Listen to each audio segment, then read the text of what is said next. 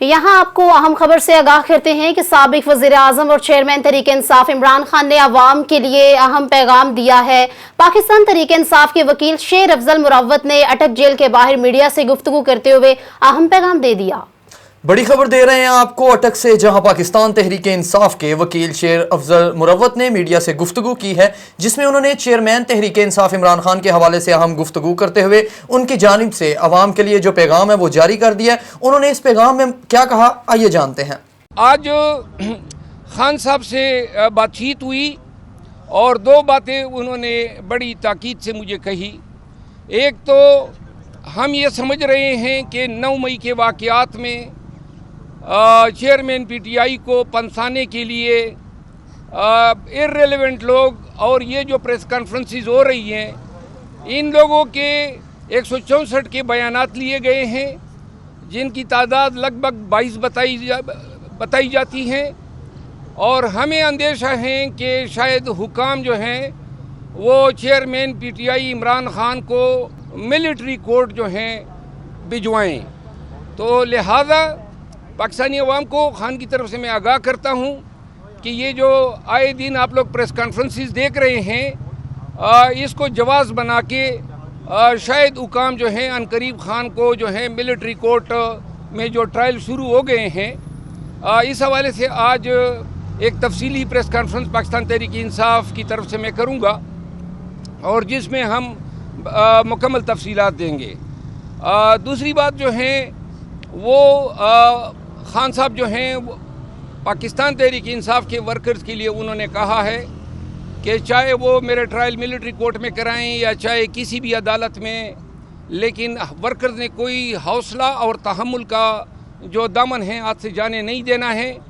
और उन्होंने इस चीज़ पे जोर दिया कि खैबर पख्तूनख्वा में जो है पाकिस्तान तहरीक इंसाफ जो है अपने कन्वेंशन शुरू कर ले।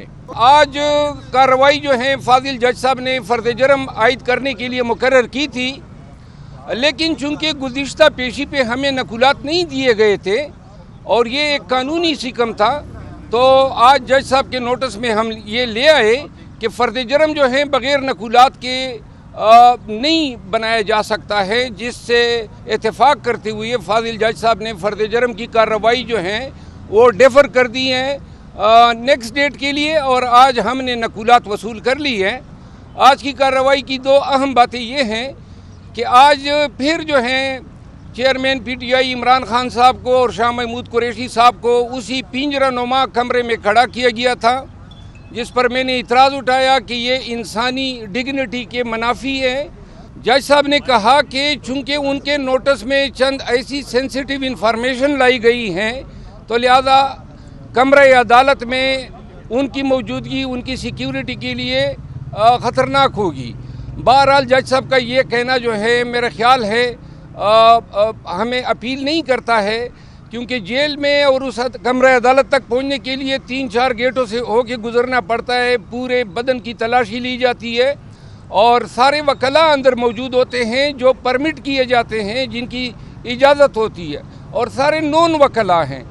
तो लिहाजा वकला से खान साहब की जान को कोई ख़तरा नहीं है। आज फिर जो है वो वही तहकीर ज़दा कमरा जो था, और मैंने कहा कि ये ह्यूमन डिग्निटी के मुनाफी है, लेकिन जज साहब ने ये यकीन दहानी करा दी कि अगली हमारी समात जो है वो बड़े कमरे में होगी। अगली डेट बता दें सर, कौन सी समात कब तक मुलतवी हुई है? 1 हफ्ते का टाइम दिया है, अभी डेट उन्होंने डालनी थी, लेकिन बहरहाल मैंने इसमें इस्तदा की कि जी कम से कम 2 हफ्तों की तारीख हो। और जज साहब जो हैं वो ज़रा थोड़ा सा कह रहे थे कि शायद मैं इस केस का हारमोनियम नहीं बनाऊंगा, ये लफ्ज़ हारमोनियम उन्होंने इस्तेमाल किया, और मैं इसको सूरत से चलाऊंगा। तो लिहाजा देखते हैं कि आगे केस को इसी सूरत से चलाया जाता है। अलबत्ता चंद प्रोसीडिंग को हम अदालतों में चैलेंज कर रहे हैं। अच्छा, खान साहब का मुराद कैसा था? घबरा तो नहीं गए आप? केस ये नहीं है, आप इसको देखिए, हमें वो नज़र आ रहा है कि वो खान साहब के ख़िलाफ़ चूँकि इन अदालतों में कुछ नहीं मिल रहा है, तो ये जो 22 लगभग बयानात लिए गए हैं, इसके पीछे मकसद ये कार फरमा है कि खान की मिलिट्री कोर्ट्स में ट्रायल कराई। बहुत शुक्रिया। Thank you sir, thank you.